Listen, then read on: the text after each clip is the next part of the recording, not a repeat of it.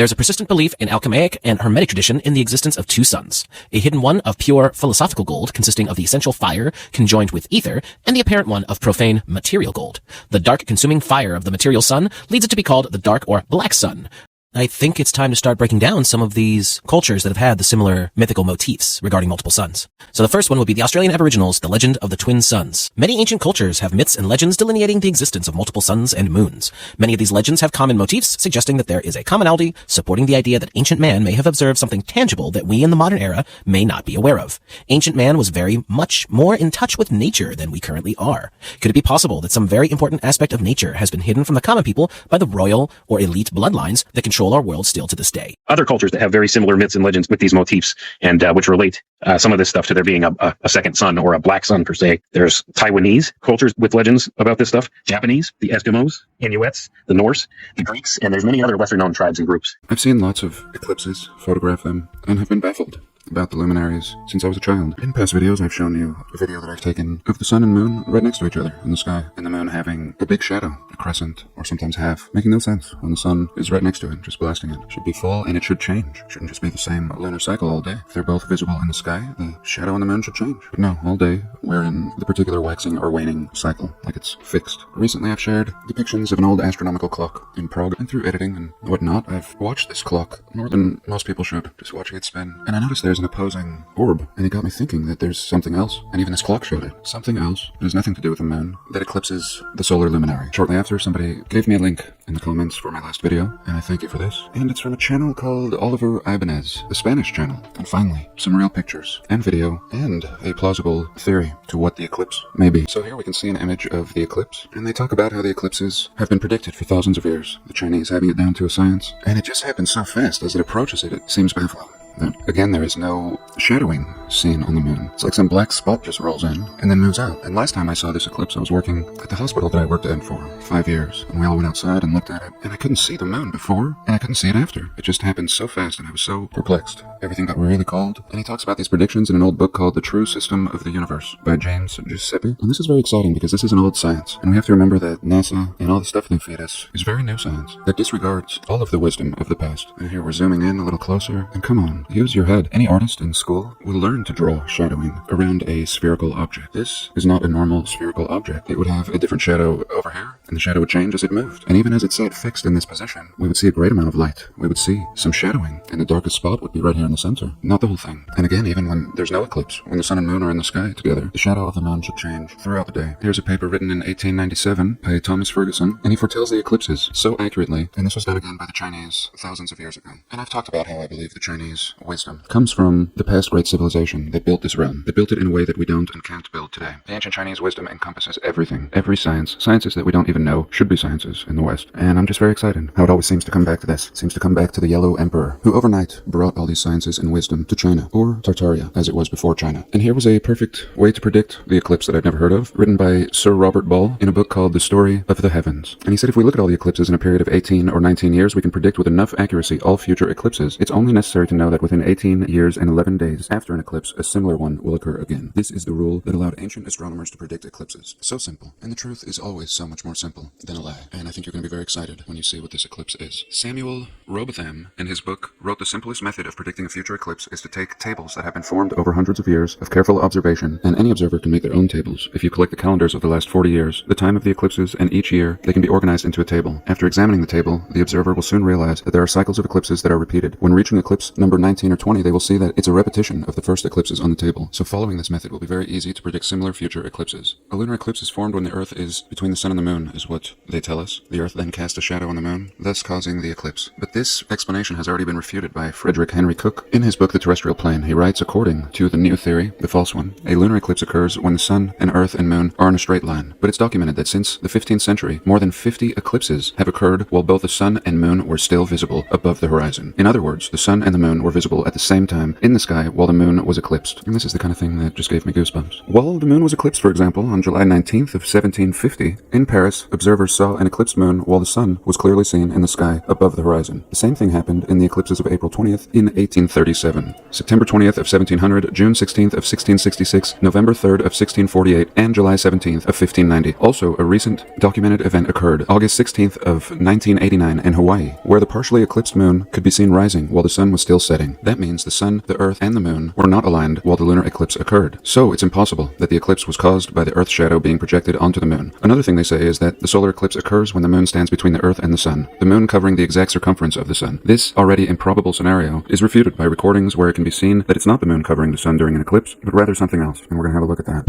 On March 20th of 2015, a total eclipse of the sun took place, and the Travel Quest International Company organized a flight of 50 people to observe this phenomenon from the North Atlantic, and this is where the subject gets interesting. Several passengers filmed the totality of the eclipse, and the recordings show black orbs without light around the sun, and one of these orbs was covering the sun at the moment of the eclipse. Total solar eclipse, March 20th, 2015. And here we can see a nice view through the window, and this is what I wanted to see. Something real, and something nice and up there, not from our perspective. And here we go. Boom. Now they come into view. The orbs that I've spoken about seeing, orbs that can actually move independently, but otherwise move as fixed stars. And I told you of the one that flew over my head, and then just parked in its position, and just appeared to be a star. And of course we have things we are told that orbit in opposition. And here's an example. Here's 4 of them, moving in opposition. And what I find fascinating is if this is true, which I believe it is, it seems a lot more plausible than anything I've ever heard on the subject. That means that the stars, or at least some of them, may actually move in front of the sun. And it's certainly the case here with these 4+ orbs. And here we can see it passing, and now we see the eclipse. And we still see the 3 underneath it. Absolutely amazing. And again, this was a group of photographers. It's not just one photographer. And here he helps highlight this, really showing you a lot of the points that many people might want to refute, such as the smudges on the window. And then he highlights these orbs, so we can clearly see the way they move. And this just ties right into my last video, where I was showing Emily Suzanne's time-lapse of the luminaries, and how they all just moved like a clock.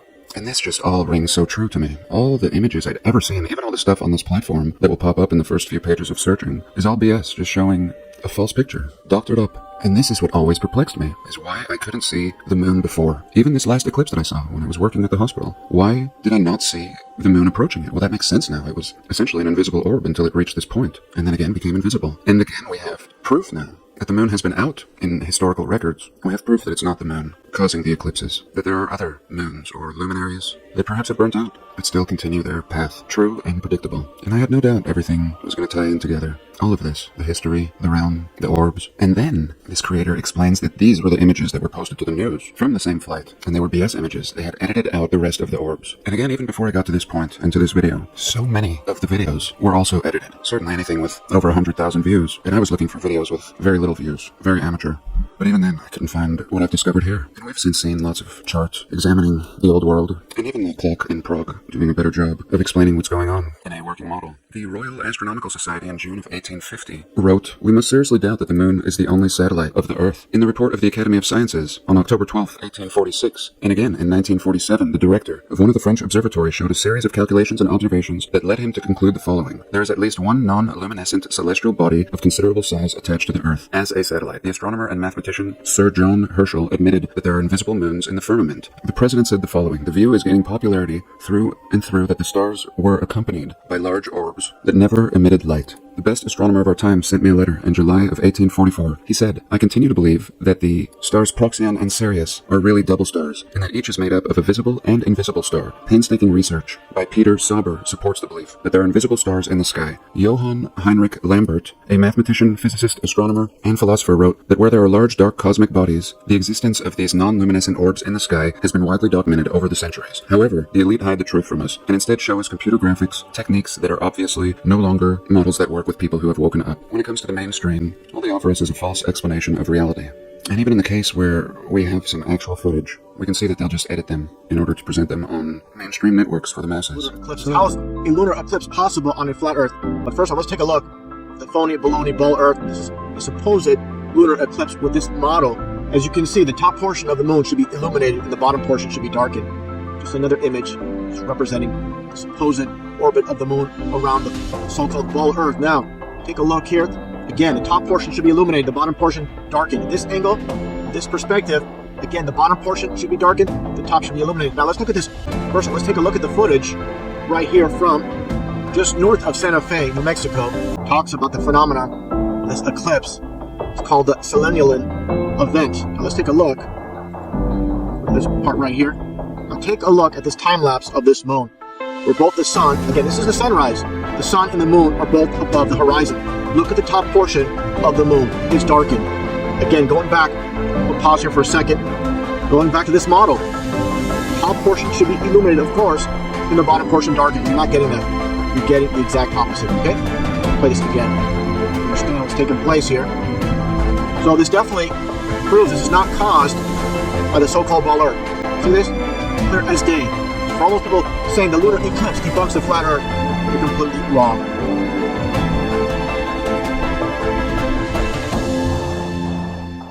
There's a lot of controversies regarding solar eclipse on August 21st, 2017 that leads to the ultimate question, is the heliocentric model correct or wrong? In this short video, collaborating with Sugianto Sulistiono, a professional doctorate majoring in computer physics, and Najwa Azhara, a medical doctor, founder of Indonesian Flat Earth Community, we will use all scientific data to study the Great American Eclipse. The conclusions are quite devastating. The speed is deceiving, the angle is wrong, the path is impossible, and the moon's diameter is wrong. Satellite, minus 10, twilight, I feel the moon. Many globe earthers love to point out lunar eclipses and act as if they were solid proof that the Earth is a globe. The problem is, they don't prove it's a globe. Let me show you. Here I have a ball, and I'm going to cast the shadow of this ball onto another ball. Alright? Look carefully at the shape of that shadow.